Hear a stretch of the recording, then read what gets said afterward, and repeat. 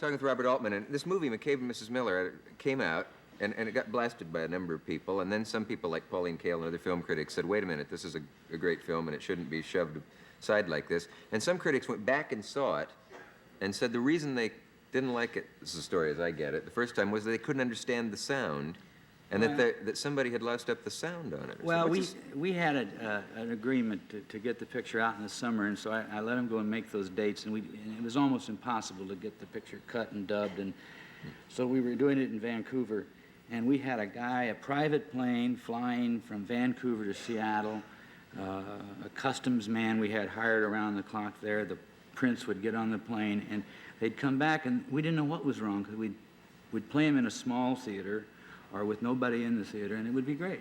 Mm-hmm. And then we'd fill it with people, and suddenly it would get very muddy.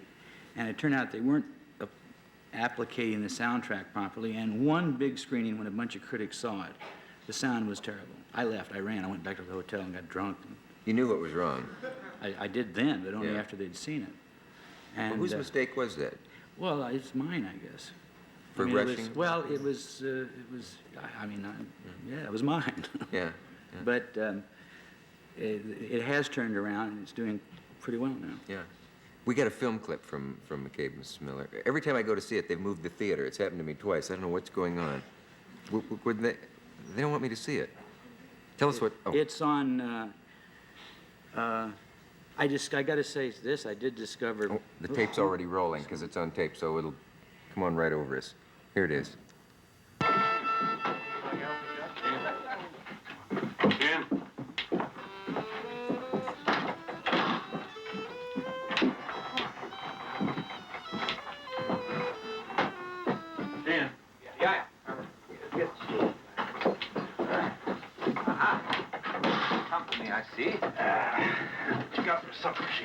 Alfie, get the tablecloth. Got some nice tripe, and Mrs. Dunn just putting the stew on the fire. Got any more of them mountain oysters? Got some nice deer meat. Got any eggs? Fresh eggs? Yeah, fresh eggs, yeah. I'll have 4 eggs fried, some stew, and I want some strong tea. Strong tea, right. McCabe? I'll just have a double whiskey and a raw egg. Right.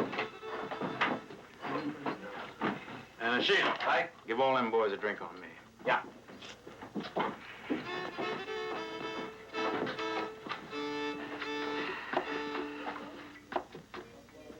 Hey.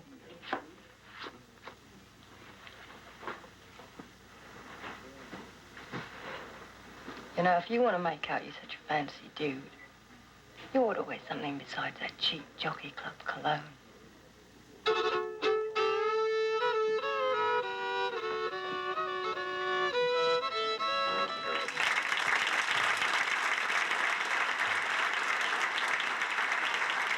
I'm sorry, now you can tell us what you wanted to tell us before we got into that.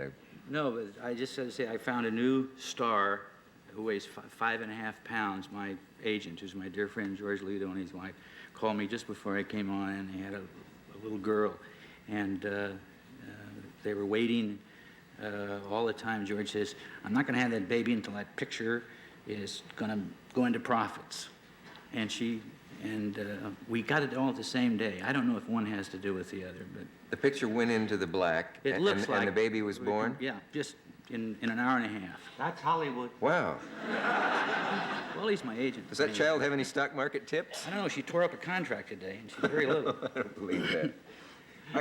You said somewhere that Warren Beatty, who's in that clip, gets better on each take, which usually the opposite. Actors complain that the more times they have to do it over, they get worse. Julie was the other way. Julie does it once. What's wrong with that? I don't want to do it again. But Warren, I think, really has a little more courage each time he tries something. I think he's a little embarrassed about being a movie actor. Being an actor? Yeah. I think he wants to be president. Oh, yeah? I don't know. But he... Vice president? Well, maybe. Well, anybody can. So we've seen. Do you trick him then into doing extra takes just to get to that 7th or 8th? No, I know. Listen, I'm ready. I'll take the first one. I am so bored and tired and bugged by the time. And he says, I want to do one more. And he was very difficult, but but really good. What's the toughest part of your life as a film director when you're out there on the set every day? Oh, I think there are 3 stages. It's getting a deal set together, and no matter how easy it seems, is always impossible. There's 1,000 things that get in the way, and then you go into making the picture, and then finishing the thing, and then going through this business of getting it open and seen properly. And luckily, the cycle, about the time you really get bored and tired with one thing, the next one comes up, and you get a kind of a whole new shot of enthusiasm. And you built a whole town for McCabe, Yeah. I heard. We built this town in Vancouver, and more people live there than I will ever know. But we had a birth, and there was a burial up there that I hope to never find the body. Wait, what was that? We had some guys that lived up there in this town we built, and were part of our carpenters and crew and background people. They came to, we had a pine box made, a coffin, and then we were through with it, and the scene was through, and they came up and they said, could we have that? And I said, well, yeah, what do you want it for? And he said, well, our grandmother died. She was in 89, and all her life she didn't want to be embalmed. And they said, we can't buy a coffin, and we can't bury her legally unless she's embalmed. And I said, take the coffin. So we didn't see him, and somewhere up in the hills, they took her up there and planted her.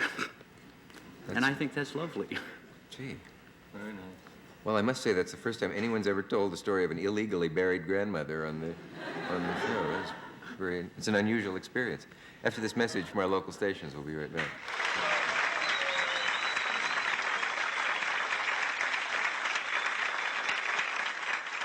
Talking with Milt Kamen and Robert Altman, film critic and film director, respectively. So funny, give me that kind of respect. Yes, pull your vest down, like a film critic would. Can you answer questions when they ask you in interviews like, what is MASH about? What's the meaning? Well, I can, but it's a lie. I mean, there's too many things. It's about a lot of things, and I don't know why you should. I don't like that kind of question, but I just wondered if it bugs you and how you handle the interview moment. Well, I just try to fake my way out of it, and it's for me to tell you what a film is about is kind of silly because I had to go to all the trouble to make it in order to get to that level of communication, and you know, I'd rather loan you the $3. Easier to go around. And go see it. Yeah, I understand that. What's the best film you've ever seen? Oh God, I don't know. There isn't that one that I you hold think up as Houston's I think a great film that was overlooked because of having movie stars in it was The Misfits. John Huston's picture with Clark Gable and Marilyn Monroe, and I think people missed the film because they were so.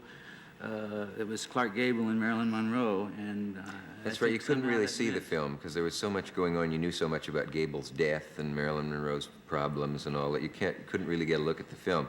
If that had been your script, would you have made it with unknowns? Well, I don't know. I mean, I prefer to do that, and generally, I think it depends on the picture. In McCabe and Mrs. Miller, using Warren, and not so much Julie, I mean, that was a bonus, but using Warren saved me about 20 minutes of storytelling, because we open up with this character, and one of the main themes of it is that you see this guy who's on top of everything. He's very clever, and you see him just destroy himself. You see him just feathers come out, and he's what he is. And so I didn't have to build him up. Where if I had an unknown actor in that part, I would have to have him do something so you as the audience would say, hey, that's really some guy. But this way I can just bring him in and with a hat and a few moves, and he is Warren Beatty, and you're just watching the picture start. So the audience attributes all those things to him. So then I can start right away tearing him down. So it saves me, and it's a long film anyway. So there is an advantage to having stars in one sense. And Yeah, another. I think some pictures they fit, some they don't. I think they would have ruined MASH. MASH. I think if you'd taken very well-known personalities at that time, why you become aware of their comedy, and we try to stay with the generally unknown people for it. Are you luxuriating in success? Do you worry about it? Do you still worry when you tell someone to go to hell that you might topple your success? No, I am quite aware that I think I can probably get by with one bad picture.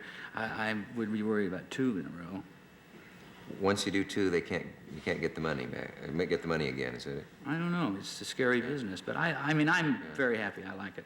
I'm not a... Yeah, but it is something, isn't it? That if, in other words, if he, as good a movies as he makes, if he makes 2 bad movies, he's like, all of a sudden, they get scared, like he's bad luck, don't touch me, you know? And he'd be in trouble, wouldn't you? Then where do you go? You wouldn't? No, it's... You would. I would be in trouble. They I'd have say to go to ants and those things. That's right. go to insects. They say once you've had the exhilaration of filmmaking that you can't be happy again in normal life. What would you do? Suppose you did 2 lousy films. What would you do with the rest of your life? I'd keep hustling to make another one. You would? Yeah, but that's all, I've always done that. I don't know how to do anything else. I mean, I don't really. I mean, we're like a nomad.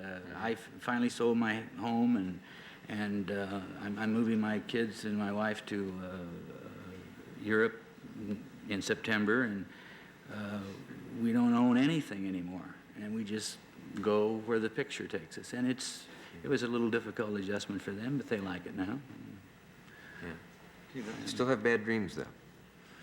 Yeah, but I don't sleep very much, so it's okay. Tell a dream. It's always fun to hear other people's dreams. No. Oh, you won't? No. But it is fun, isn't it? I had a strange dream last night in which a guy was, I was watching 2 fishermen in a boat, and they were cutting up a giant tuna fish with a buzzsaw. And I was watching them, and they suddenly disappeared. And the other people, I said, what happened to those 2 guys? And they said, there wasn't anybody there. And I said, there was. I should call the Coast Guard.